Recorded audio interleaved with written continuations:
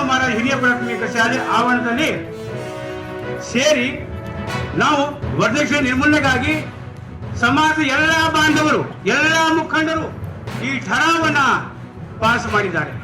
ಆ ಠರಾವು ಯಾವ್ಯಾವ ಅಂದ್ರೆ, ವಧುವರರಿಗೆ ತಲಾ ಅರ್ಧ ತೊಲಿ ಬಂಗಾರ ಕಾಣಿಕೆ ರೂಪದಲ್ಲಿ ಕೊಡಬಹುದು, ಹಾಗೂ ಕೊಡದೇ ಇರಬಹುದು ಅಂತ. ಅಥವಾ वधूवरें दोई थोड़ी वाले बड़ी थी कहानी के आदोला तोड़ा दे सकत या दे भी सके नहीं कर सकते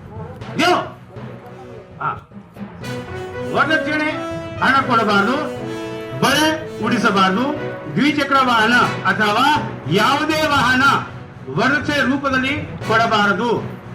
ಈ ಬ್ರಹ್ಮಣ್ಣ ಸಕ್ರಿ ಮಾಡಬಾರದು ಅಂತ, ಬ್ರಾಹ್ಮಿ ಸಕ್ರಿ ಅಂತ. ಡಿಜೆಯನ್ನು ಸಂಪೂರ್ಣವಾಗಿ ನಿಷೇಧಿಸಲಾಗಿದೆ. ಸಕ್ಕರೆ ಕಾರ್ಯಕ್ಕೆ ಬರೀ 11 ಜನರು ಮಾತ್ರ ಹೋಗಬೇಕು. 5 ದಿವಸ 5 ಮಂದಿ ಹಳದಿ ಕಾರ್ಯಕ್ರಮ ನಿಷೇಧ ಮಾಡಲಾಗಿದೆ.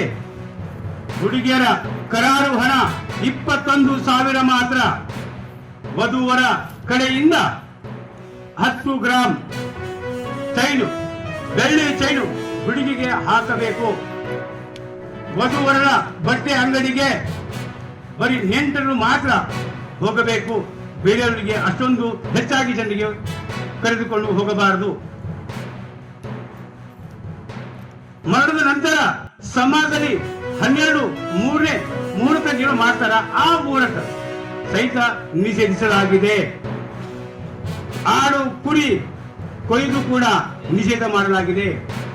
ವಧುವರರ ಕಡೆಯಿಂದ ವಿವಾಹ ಸಂದರ್ಭದಲ್ಲಿ 20 ರೂಪಾಯಿಯ ಸ್ಟಾಂಪ್ ಪೇಪರ್ ತಂದು ವಧುವರ ತಂದೆ ತಾಯಿಗಳು ಈ ಪಂಚಾಯಿತಿಯಲ್ಲಿ ನಿರ್ಧಾರವಾಗಿರ್ತಕ್ಕಂಥ ವಿಷಯವನ್ನ ನಮೂದಿಸಿ ವಧುವರ ತಂದೆಯರು 2 ತಾಣದ ನಾಯಕರಿಗೆ ಈ ಸ್ಟಾಂಪ್ ಅನ್ನು ಸಲ್ಲಿಸಬೇಕು.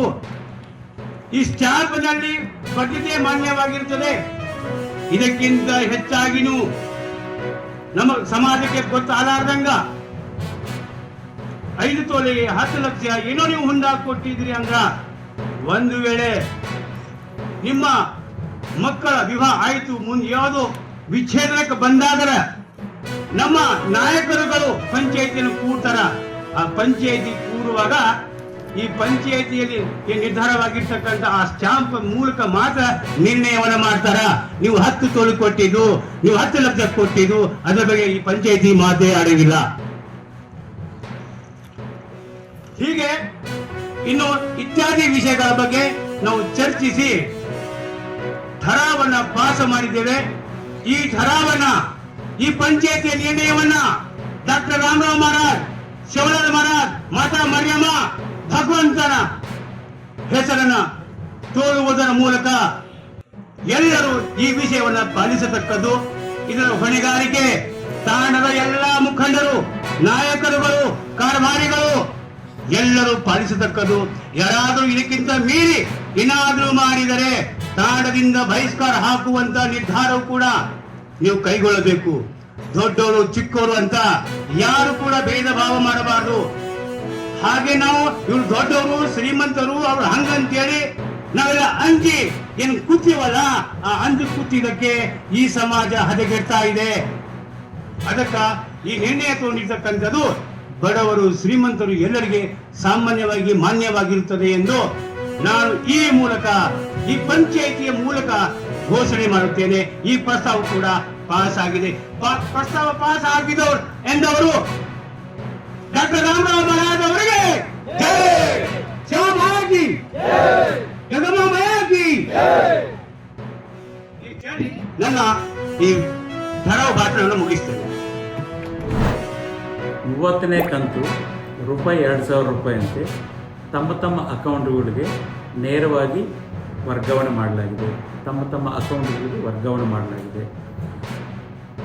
ನಮ್ಮ ಜಿಲ್ಲೆಯಲ್ಲಿ ಒಟ್ಟು 3,09,274 ಫಲಾನುಭವಿಗಳಿದೆ. 61,85,48,000 ರೂಪಾಯಿಯನ್ನು ಇಂದು ಜಮಾ ಮಾಡಲಾಗಿದೆ.